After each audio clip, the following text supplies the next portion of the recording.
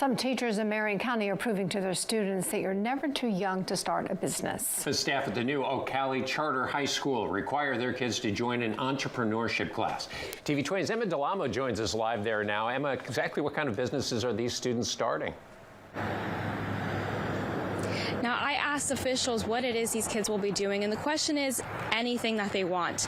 Principal Elizabeth Brown tells me all 75 students are required to enroll in the online business incubator.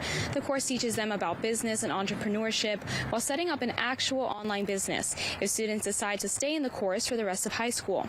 Brown tells me the kids could end up earning a profit and graduate with a legitimate business at only 18 years old. They're going to teach you how to think like an entrepreneur. They're going to eventually, by the end of the year, the goal is to kind of get them to, or get the students to create their own business, be successful with it. Right now, school leaders are partnering with Rob Harrison Realty to enhance the experience for kids, but they plan on adding more career and technical programs as time goes on. Reporting live in Ocala, Emma Delamo, TV 20 News.